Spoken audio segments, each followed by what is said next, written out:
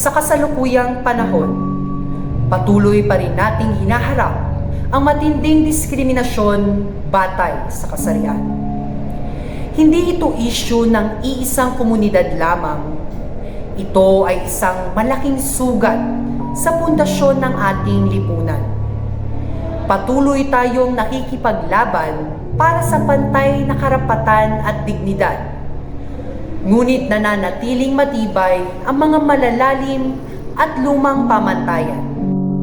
Sa kabila ng mga pagsusulong, marami pa rin ang naging biktima ng kawalan ng hustisya.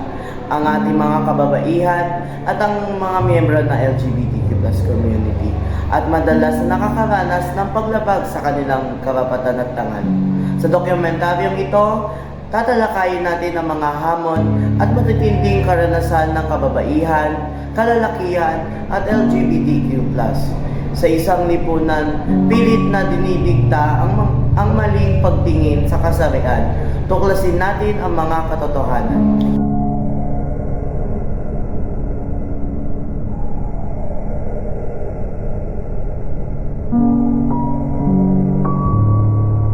Doon ko naramdaman yung hiya para sa kanya. Kahit wala naman siyang ginagawang masama. Nasa mall kami at naiisi siya, so sinamahan ko siya sa CR. Pero bago pa siya pumasok, hinarang siya agad ng janitress.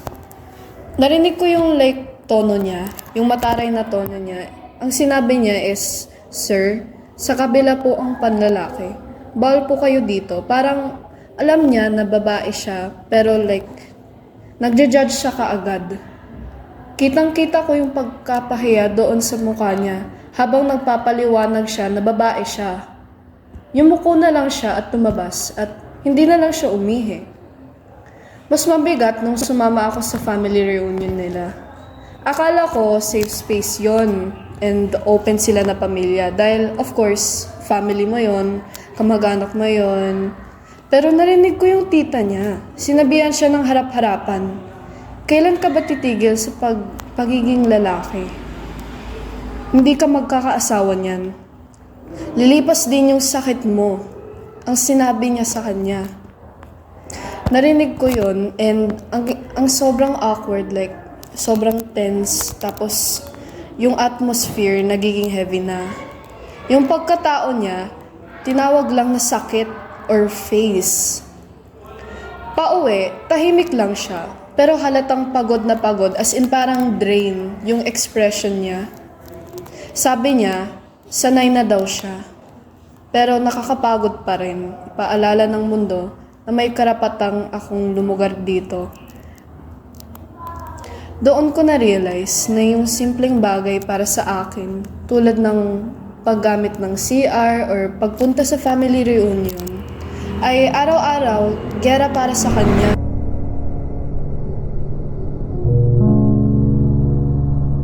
Mga times talaga na parang hindi ako sinuseryoso ng mga tao sa paligid ko. May mga comments ako na natatanggap na sinasabi nila na, hayaan mo na yan, ibigay mo na lang yung ano na yan sa lalaki.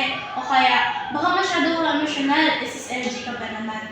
Masakit lang siya sa feeling kasi parang ang tingin nila sa akin is hindi ako student leader na sinuseryoso yung position ko. Parang iniisip nila na nilalaro ko lang siya, na wala akong pake. At may mga times din na sobrang dami nilang sinasabi o kaya iniisip nila na hindi ko kaya.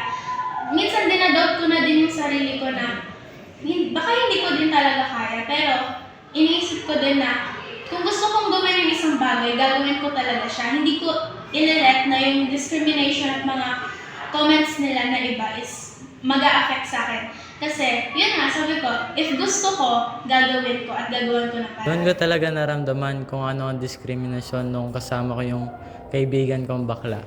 Naglalakad lang kami sa hallway, tapos may nagparinig na at tumawa. Hindi siya nagsalita, pero nakita ko na bigla siyang nanahimik at tumiwas ng tingin. Mas masakit noong nag-apply kami pareho sa isang extracurricular activity. Ako tinanggap, siya hindi. Narinig ko pang sinabi ng isa na hindi daw bagay. Para akong tinamaan sa sikmura. Bakit kailangan sukatin ng tao base sa kasarian?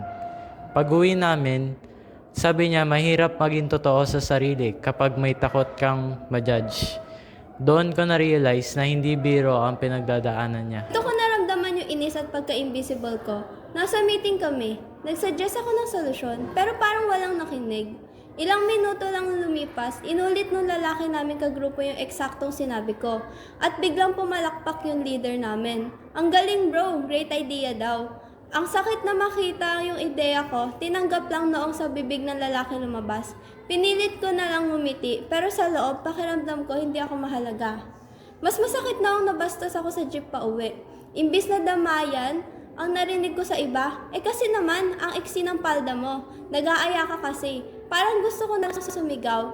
Bakit ako sisisihin sa kalaswaan ng iba? Bakit kailangan kong magbihis para lang hindi ako tignan na parang object? Bakit kailangan ko matakot lumabas na mag-isa dahil lang sa kasarian ko? Pag-uwi ko, umiyak na lang ako. Ang bigat! Sabi ko sa sarili ko, nakakapagod na, kailangan kong galingan ng doble at mag-ingat palagi para lang makuha yung respeto na ibinibigay sa mga lalaki ng walang tanong. Nakakapagod na mabuhay sa mundong laging humahanap ng dahilan para maliitin ako o sisihin sa mga pagkakamali ng iba. Panahon na upang itigil ang diskriminasyon sa kasarian.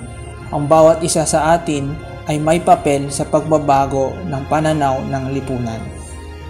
Ang paggamit ng isang lipunang pantay at makatarungan ay responsibilidad ng bawat isa.